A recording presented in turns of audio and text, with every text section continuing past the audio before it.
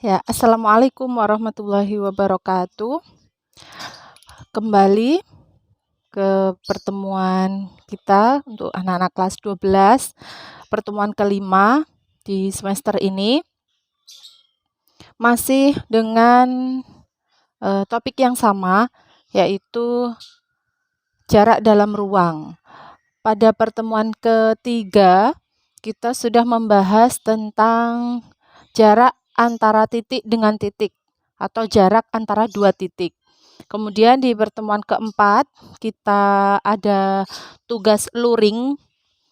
Di tugas luring kalian sudah membuat kerangka kubus. Beberapa sudah mengirimkan kerangka kubus. Bagi yang belum membuat atau sudah membuat hanya belum difoto, belum dikirim fotonya, masih ditunggu. Silahkan dikirim melalui link yang sama yang sudah ada di lembar luring. Kemudian untuk apa kalian membuat jaring-jaring kubus kemarin?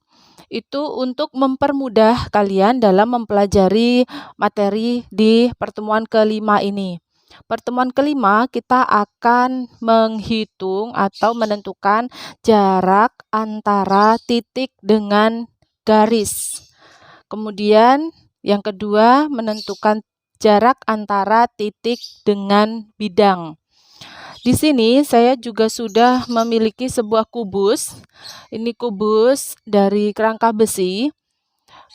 Ini sudah saya tempel ABCD untuk memudahkan saja menamai kubus ini. Aslinya kubusnya tidak ada namanya ya. Hanya di sini sudah saya tempel hanya pakai kertas biasa.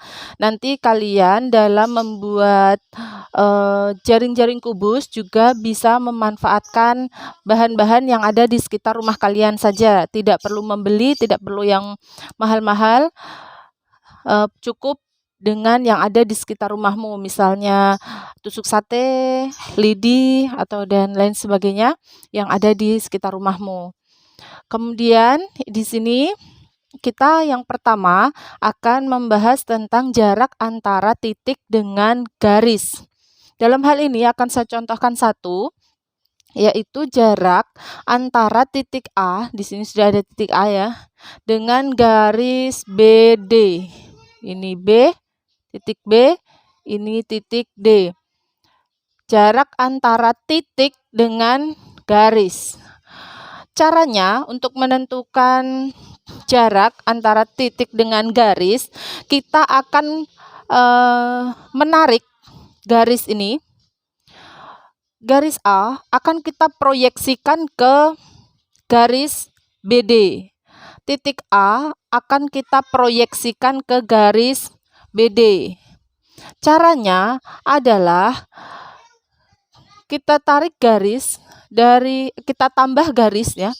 Kita tambah garis bantu yang dari titik A menuju garis BD. Nah, garis bantu yang kita buat itu yang penting menghubungkan antara A dengan garis BD. Garisnya akan bisa seperti ini, akan bisa seperti ini, akan bisa seperti ini, ya. Tapi yang dikatakan jarak adalah garis yang sampai dia tegak lurus. Seperti ini ya, tegak lurus. Untuk mengetahui apakah ini tegak lurus atau tidak, kalian bisa menggunakan busur derajat kalau ada. Kalau tidak ada, kalian bisa menggunakan tepian buku tulis kalian itu, nanti kalian tempelkan. Itu ya. Misalnya saya menggunakan tepian buku. Nah, seperti ini ya. Ini buku sembarang aja yang ada di dekat kalian. Tepian buku ini biasanya siku-siku atau tegak lurus. Jadi, ini kalau garis bantu yang kita buat tadi miring begini, miring seperti ini, maka ini kalau kita tempelkan tepian bukunya, nah ini tidak akan pas. Dia tidak siku-siku. Maka kita cari posisi yang benar sampai garis bantu kita ini tegak lurus dengan garisnya. Jadi berujungnya di A, kemudian kita tarik ke sini agar dia posisinya tegak lurus seperti ini ya. Nah, sampai dia siku-siku.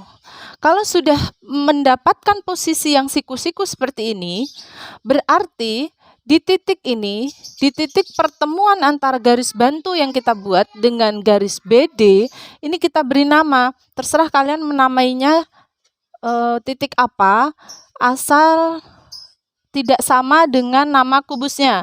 Kalau kubusnya sudah A, B, C, D, E, F, G, H, maka kita cari nama lain, huruf lain selain A, B, C, D, E, F, G, H. Dalam hal ini saya kasih nama O. Maka jarak antara titik A dengan garis BD itu adalah panjang ruas garis AO. Paham ya? AO. O ini pertemuan antara garis bantu yang kita buat dengan garis BD. Yang dimana garis bantu kita harus tegak lurus dengan BD. Syaratnya tegak lurus atau siku-siku. Itu ya. Nah, kalau sudah seperti ini, kita bisa tentukan jaraknya. Kita bisa tentukan panjangnya, panjang AO. Panjang AO berapa? Panjang AO adalah setengah dari AC. Benar ya? AO setengah dari AC. Itu. Kalau AC adalah diagonal sisi, berarti dikasih akar 2. Kalau rusuknya 10, artinya kalau AB-nya 10, maka AC-nya 10 akar 2. Sudah kita pelajari pada pertemuan sebelumnya. Berarti AO adalah setengahnya.